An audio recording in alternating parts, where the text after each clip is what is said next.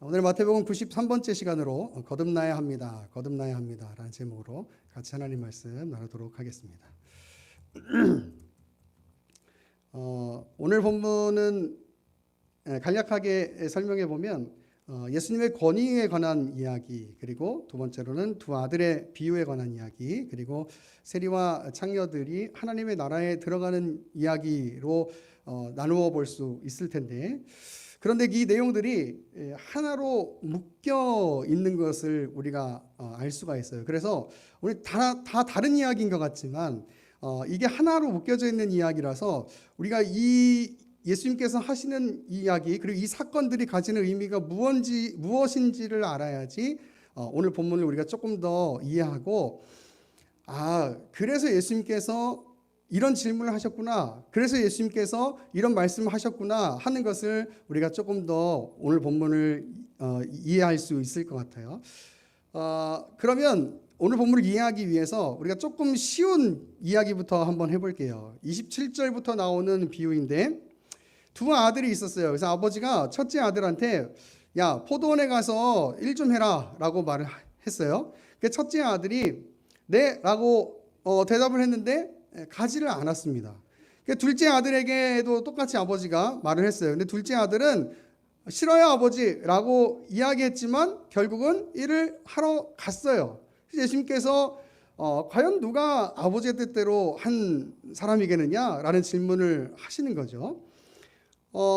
우리는 이제 일하러 갔다는 것, 그리고 이제 예수님께서 누가 아버지의 뜻대로 했냐라고 하는 질문 때문에 이 비유를 순종으로 이해하기가 굉장히 쉬워요. 그런데 여러분, 오늘 그 비유에서 30절을 한번 보세요. 30절을 보면 무슨 얘기가 나오냐면 이런 얘기가 나와요.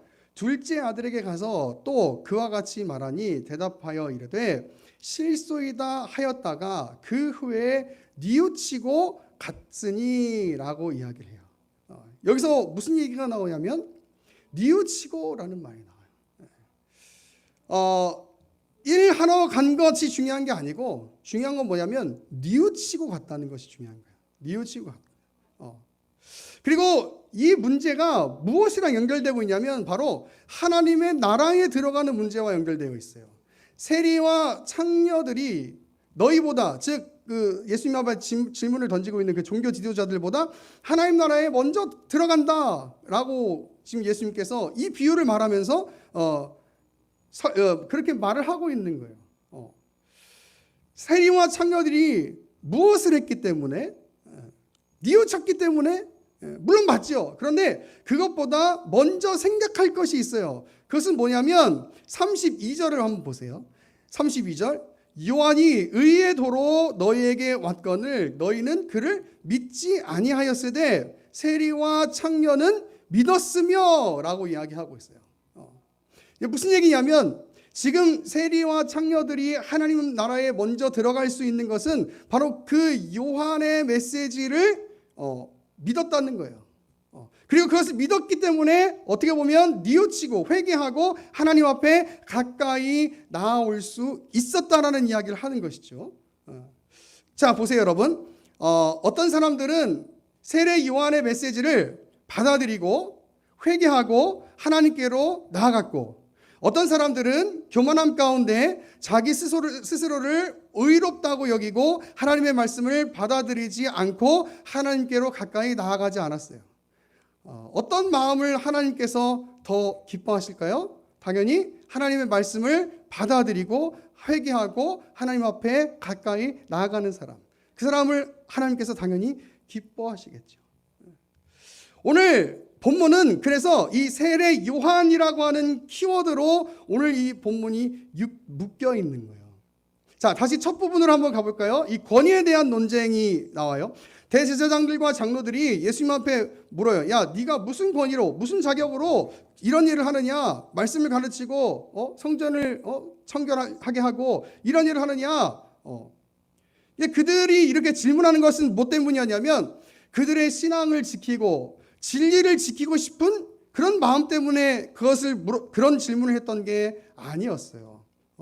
예수님이 세례 요한에 관한 질문을 했을 때 그들이 요한의 세례가 하늘로부터 온 것이면 왜 그를 믿지 않았느냐고 따지실 것이고, 사람으로부터 왔다라고 하면 사람들이 요한을 참 선지자로 여기고 있기 때문에 사람들을 두려워해서 그렇게 말할 수 없다, 모르겠다라고 말하는 것을 봤을 때 그 사람들은 결국 사람들을 두려워하는 것, 어떤 그런 진리를 지키고 싶고 그 신앙을 지키고 싶은 마음에서 그런 질문을 하고 있는 것이 아닌 것은 분명한 거예요. 자기 위치를 지키고 싶고 이것이 그들의 모습이었던 거죠. 자기들은 전혀 예수님의 말씀을 듣고 또 예수님이 정답을 가르쳐 주셨다 하더라도 회개할 마음을 가지고 진리를 받아들일 마음을 가지고 그런 질문을 했던 것이 아니에요. 진리에 대한 어떤 관심을 가지고 이런 질문을 했던 게 아니었던 거예요. 사람들에게 율법을 가르치고 회개하라고 말은 하고 있는데 그들의 마음에는 교만하고 굳어져 있는 그런 마음을 가지고 있는. 그래서 예수님께서 그 권위에 대한 질문을 하면서 두 아들에 대한 질문, 비유, 그리고 세리와 창녀들에 대한 하나님 나라에 들어가는 것, 지금 이 이야기를 하고 있는 거예요. 즉 오늘 본문이 얘기하고 있는 건 뭐냐면 바로 너희가 정말 진리에 대한 관심, 너희가 정말 하나님께로 가까이 가고자 하는 그 마음으로 나한테 이 질문을 하고 있는 거야? 한마디로 말하면 지금 그 얘기를 예수님께서 하고 있는 거죠. 너희는 그렇지가 않잖아. 이렇게 얘기하고. 너희가 정말 하나님의 말씀을 받아들이고 회개할 마음으로 나에게 지금 그 질문을 하고 있지가 않잖아. 그렇게 얘기하고 있는 게 오늘 본문의 핵심입니다. 만약 예수님께서 그들이 정말 진리를 사모하고 하나님의 말씀을 받아들일 그 마음으로 또 회개할 마음으로 예수님에게 그런 질문을 했다면 아마 예수님께서 정답을 가르쳐 주셨을지도 모르겠어요. 그런데 그들은 정답을 가르쳐 주신다고 한들 받아들이지 않았어요. 오늘 이 권위에 대한 질문뿐만 아니라 여러분 우리가 복음서를 보면 예수님의 여러 가지 기적들과 또 말씀들을 그들은 들었음에도 불구하고 예수님을 받아들이지 않았어요. 그들의 굳어진 마음, 그 교만한 마음, 이미 율법에 대해서 많이 알고 있고 진리에 대해서 구약에 대해서 많이 알고 있던 그들의 마음이 하나님의 말씀을 받아들일 마음이 전혀 없는 거예요. 전혀 없는 거예요. 오늘 본문이 꼬집는 것은 바로 그런 것이죠. 하나님의 말씀을 많이 알고 있고 하나님의 말씀을 잘 알고 있고 율법을 잘 알고 있고 그리고 그렇게 잘 알고 있어서 다른 사람들에게 가르쳐 줄 만큼 그렇게 공부도 학적으로도 잘 알고 있는 그 사람. 과연 너희가 정말 하나님 앞에 겸손하고 순수한 마음으로 정말 진리를 사랑하고 하나님을 사랑하는 마음으로 그렇게 신앙생활하고 하나님 앞에 예배하고 있느냐? 여러분 그걸 지금 꼬집고 있는 거예요. 여러분 마태복음 21장에서 얘기하고 있는 게 계속 그 얘기하고 있는 거예요. 여러분. 여러분 오늘 본문에 대한 설명은 이것이 끝입니다. 여러분 우리는 오늘 이 본문을 대하면서 과연 어떤 생각이 드실까요? 여러분 어떤 생각이 드세요? 본문의 종교 지도자들을 보면서 우리 항상 이렇게 복음서에 나오는 그 종교 지도자들의 모습을 보면은 좀 이렇게 부정적인 의미가 있잖아요, 그죠? 아유 저 나쁜 놈들 하는 생각들 그런 생각들이 좀 이렇게 들 수도 있을 거예요, 그죠? 어떻게 이렇게 하나님의 말씀을 잘 알고 있으면서 그렇게밖에 못해? 하나님을 사랑하면서 살아야지. 여러분 그렇게 생각하면 우리도 이 사람들이랑 똑같아지는 거예요. 아니에요, 여러분. 그게 아니에요. 오늘 우리는 이 본문을 통해서 어떤 마음을 가져야 하냐면 저 종교 지도자들 저 나쁜 놈들이 아니고 그래 저 종교 지도자들과 같은 사람이 바로 나구나. 그런 마음을 가져야 돼요. 우리 그 자리에 있는 사람들이구나. 그런 마음을 가져야 돼요.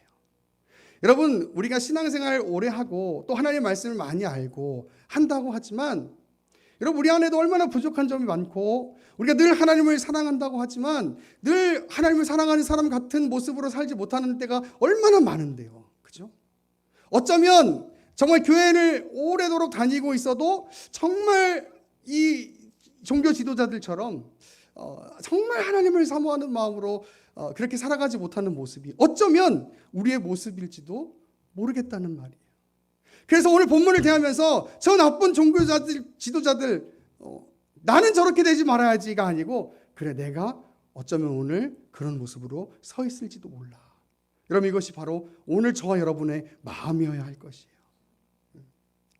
여러분, 저는 요즘 그런 생각을 참 많이 해요. 은혜의 교리 뒤에 우리의 성화가 망가져서는 안 된다. 이건 너무 중요한 이야기거든요. 한번 제 오늘 말씀 핵심이 이거예요. 한번 다시 제가 잘 이야기해 볼게요. 잘 들어보세요. 은혜의 교리 뒤에 우리의 성화가 망가져서는 안 된다. 우리의 성화의 교리가 망가져서는 안 된다.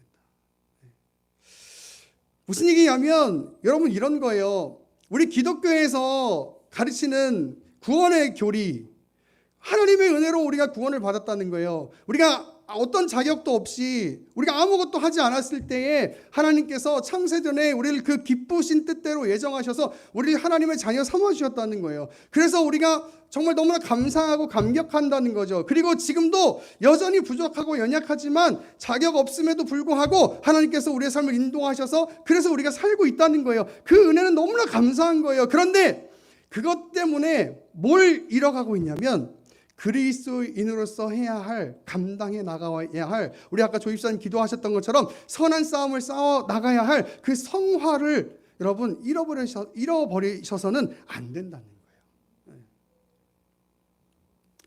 여러분, 저는 이렇게 생각해요. 기독교인일수록 예의가 있어야 한다. 제가 지난주부터 이렇게 주보에 써드렸어요. 그리스도의 향기가 되자라는 것을 써드렸는데, 특별히 뭐 우리 교회가 문제가 있다라는 의미에서 그걸 쓴 건 아니에요. 그건 아니고, 제가 요즘 가지고 있는 생각과 고민, 그리고 우리 교회가 그런 방향으로 나아갔으면 좋겠다라는 마음을 담아서 그 광고를 쓴 건데요. 여러분, 우리도 똑같이 비판하고 있어요. 뭘 비판하고 있냐면 왜 그렇지? 왜 교회가 그렇지? 왜 한국 교회가 힘을 잃었지? 똑같이 비판하고 있어요. 그런데 우리 안에 뭘 잃어버리고 있냐면 은혜에 대한 그 교리는 너무나 감사하고 또 그 교리를 너무나 잘 알고 있지만 그 은혜에 대한 교리를 이용해서 우리가 해야 될 것들, 우리가 감당해야 될 것들, 우리가 싸워 나가야 될 것들, 여러분 그것을 잃어버리고 있는 거예요. 그 성화의 교리는 잃어버리고 있는 거예요. 너무 안타까운 거예요. 여러분, 교리를 열심히 알면, 은혜의 교리를 열심히 알면 뭐예요? 우리가 세상 가운데 나가서 빛이고 소금으로 살아야 되는데 정말 빛으로 소금으로 살지 못하는, 오히려 남을 비판하기, 나도 부족함에도 불구하고 다른 사람을 비판하고 다른 사람의 부족을 지적하기 바쁘고, 여러분 그게 과연 아름다운 그리스도인의 모습일까? 제가 이야기했죠. 신앙이 자라면 자랄수록 우리는 힘을 키워가는 것이 아니고 겸손을 키워가고 섬김을 키워가는 거예요. 그런데 신앙이 자라면 자랄수록 자꾸 뭘 키워가고 싶으냐면 자꾸 힘을 키워가고 싶어요. 우리 자녀들에게도 여러분의 힘을 자랑하시면 안 돼요. 여러분의 겸손을 자랑하고 여러분의 섬김을 자랑하셔야 돼요. 내가 부모이기 때문에 너희는 이렇게 해, 그렇게 하는 게 아니라 내가 부모이기 때문에 우리 자녀들이 해낼 수 없는 것, 판단할 수 없는 것, 그리고 감당할 수 없는 것들을 내가 감당한다고 생각해야 하는 거예요. 내가 억지로 분내고 화내고 해서 그 자녀들이 감당할 수 있도록 만드는 게 아니고 그 감당할 수 없는 것들을 내가 감당하도록 만드는 게, 여러분 그게 참된 기독교 부모의 신앙인 거예요. 근데 자꾸 신앙생활을 오래 할수록 어떤 마음을 가지려고 하냐면 그리스도의 능력이 내 능력이라고 생각하고 그리스도의 힘이 내 힘이라고 생각해서 그 힘을 세상에 자꾸 발휘하고 싶어 하는 거예요. 그래서 야, 내가 갖고 있는 힘을 봐봐, 너네. 야, 내가 갖고 있는 이 세상적인 실력을 한번 봐봐. 너는 그 정도도 안 되지? 자꾸 이렇게 생각하는 거예요. 여러분, 거기에 우리가 가지는 성화로부터 흘러나오는 인격과 섬김과 겸손이 없는 거예요, 여러분. 네. 여러분 그건 오늘 종교 지도자들의 모습과 똑같은 거예요. 똑같은 거예요. 여러분 은혜가 너무 감사한데 그것 때문에 우리의 성화가 의미가 없어지면 안 되는 거예요. 의미가 없어지면 안 돼요.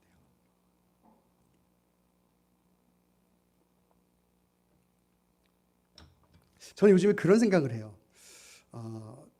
저도 전에 그런 때도 있었겠지만, 그리고 노력해야겠지만, 이런 생각해요. 뭘 잘못했으면 민망해서 다른 말 하지 말고 그냥 미안하다고 하고 잘못했다고 하자. 뭘 잘못했으면 사람 민망하니까 그 상황을 피하려고 다른 말 하고 아니면 그냥 묵인해버리고 피해버리고 하는 게 그럴 수 있거든요. 사람이 그럴 수 있어요. 그런데 그냥 그러지 말고 미안하다고 하고 잘못하자고 하자. 다른 사람이 나한테 잘못해놓고서는 아무 말 안 했으면 뭐라고 막 했을 거 아니에요. 그런데 정작 나는 민망하니까 말하기 어려우니까 하지 않는 것. 그게 과연 그리스도인의 모습일까? 다른 사람의 잘못은 너무나 잘 보이잖아요, 우리가. 그런데 자기는 잘 산다고 생각하는 그 교만에 빠져 있는 것. 그것이 과연 참 그리스도인의 마음을 가진 사람의 모습일까? 여러분 우리 각자 다 부족한 사람들이잖아요. 그런데 내가 다른 사람을 막 우물우물거리면서 막 지적하고 나도 부족한 거예요, 여러분. 나도. 여러분 그리스도의 은혜와 그리스도의 사랑이 성도의 성화를 망쳐서는 안 돼요. 그런 의도로 당연히 그 찬양이 만들어지진 않았겠지만, 여러분 그 찬양이 당연히 제가 전제를 깔고 얘기하는 거예요. 그런 의도로 그 찬양이 만들어지지 않았겠지만 저희 교회에서는 개인적으로 당신은 사랑받기 위해 태어난 사람을 부르지 않는 이유 중에 하나는 이런 의미도 있어요. 왜냐하면 사랑받는 것에 너무 익숙해서 내가 감당해내야 될 그 성화의 부분을 감당하지 않는다면 여러분 그것은 참된 성도의 모습이라고 할 수 없는 거예요. 이해하는 것, 그리고 하나님께서 이해해 주시고 품어주시고 사랑해 주시고 하는 그 이야기에, 그 메시지에 너무나 익숙해서 내가 감당해내야 될 것들, 내가 해내야 될 것들, 여러분 그걸 감당해내지 않는다면 여러분 그것은 참된 성도의 성화의 삶이라고 저는 이야기할 수 없다고 생각해요. 이야기할 수 없다고 생각해요. 여러분 제가 담임 목사로서 가지는 마음 중에 하나가 있어요. 그건 뭐냐면 교회의 어떤 전체적인 일들을 이끌어가는 데 있어서 중요한 결정들을 하고 또 어떤 의견들을 모으고 하는 그런 부분들이 당연히 필요한 위치에 제가 있는 사람이긴 하지만, 그러나 제가 갖고 있는 마음 중에 하나는 힘을 가지려고 하지 말자. 소위 말하는 대장 노릇을 하려고 이 자리에 있지 말자.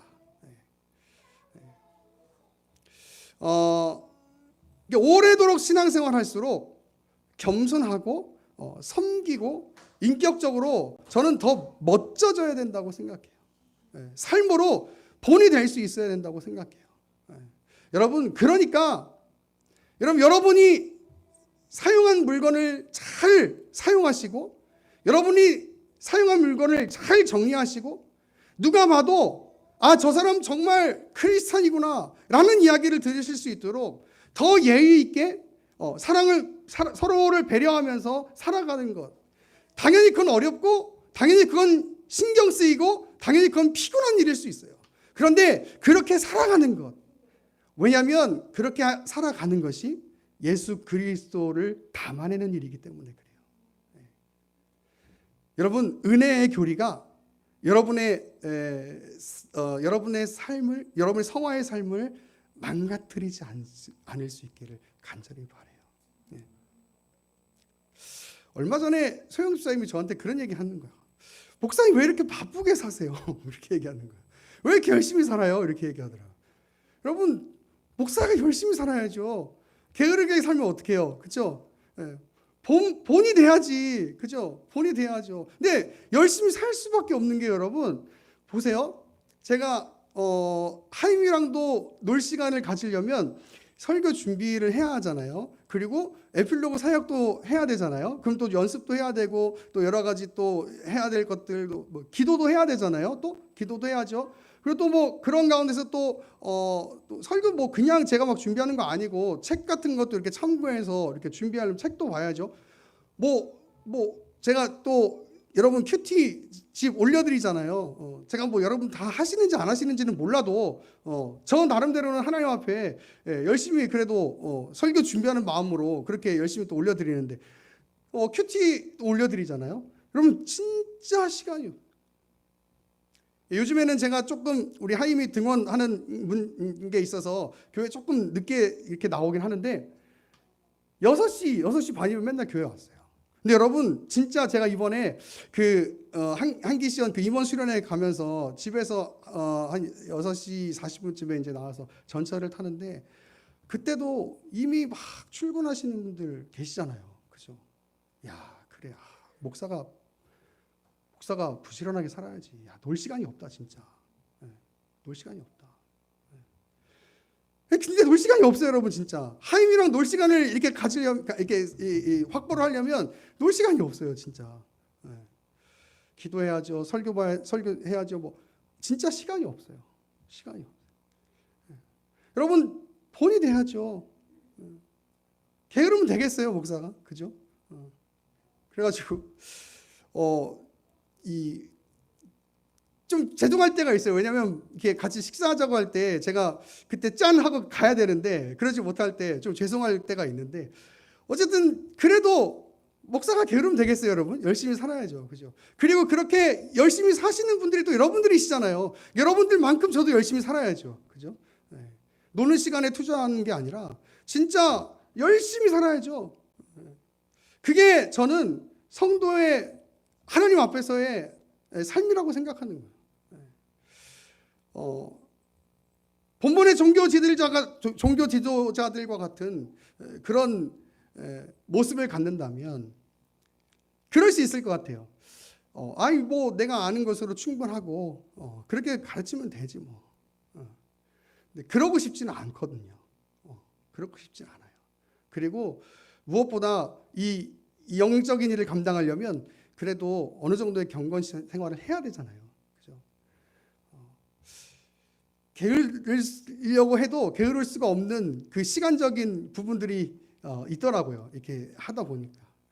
어쨌든 간에 여러분 우리의 삶 가운데 이 종교 지도자들과 같은 그런 하나님의 말씀을 그냥 은혜라고 하는 것 그 정도로 받아들이고 이 정도면 됐지 뭐가 아니라 계속해서 우리의 삶 가운데 그래 내가 이미 하나님을 만났지만 나는 또 하나님을 만나야지. 내가 이미 거듭났지만 하나님의 은혜로 거듭났지만 내가 또 거듭나야지 라는 마음으로 여러분 계속해서 하나님의 은혜를 구하고 믿음의 선한 싸움을 싸워가야지만이 여러분 그래야 우리가 정말 믿음에서 승리하는 그런 삶을 살아갈 수 있다고 저는 확신합니다. 누구보다 여러분 나 자신의 연약함을 가장 잘 알 수 있을 것이라고 생각해요.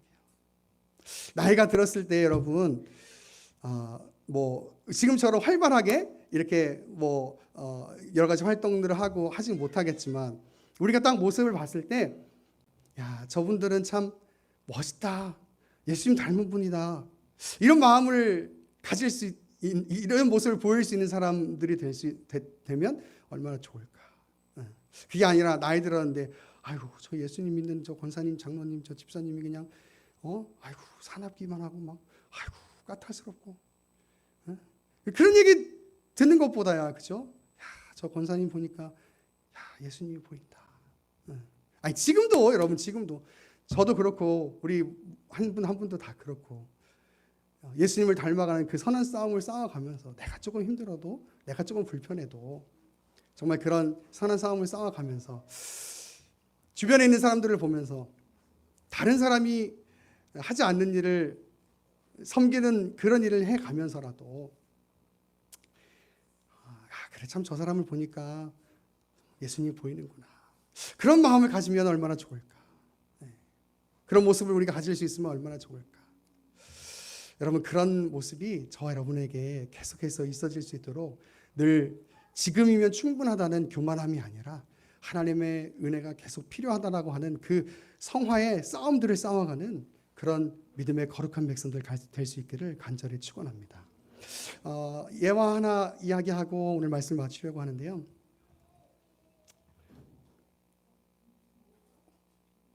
제가 수요일 날 좀 늦게 와서 예배를 못했잖아요, 그렇죠? 화요일, 수요일 날 그 한국 기독교 시각장애인 그 연합회 임원 수련회가 있었어요. 차가 조금 막히고 해서 시간이 늦어서 제가 수요예배를 인도를 못했는데요. 제 마음에 참 이렇게 그래 저렇게 살아야 되는구나라는 생각을 하게 되는, 그리고 오늘 말씀을 나누고 싶은 그런 일들이 있어서 여러분들과 좀 나누고 기도하고 싶어서 이 이야기를 꼭 해드리고 싶었어요. 이제 저희 부부는 이제 두 사람이 이제 시각장애인이긴 한데 대체로 이제 시각장애인 목사님과 비장애인 사모님들이 이제 부부신데 이번에 이제 임원 수련회 하면서 좀 이제 연세가 드신 우리 이제 목사님들도 같이 이렇게 가셨는데 그 중에 한 목사님이 뇌출혈로 쓰러지셨다가 조금씩 재활을 하시면서 이제 걸어 다니시긴 하지만 몸이 좀 자유롭지 않으신 그 시각장애인 목사님과 사모님이 같이 이렇게 수련회에 오셨어요. 수술을 재발도 하시고 그래가지고 한 3번인가 이렇게 하셨다고 그러시더라고요. 그 사모님이 젊으셨을 때 간증을 하시는데 젊으셨을 때 선을 한 100번 정도를 더 봤대요. 100번 정도를 더 봤는데 마음에 드는 남자가 없더래.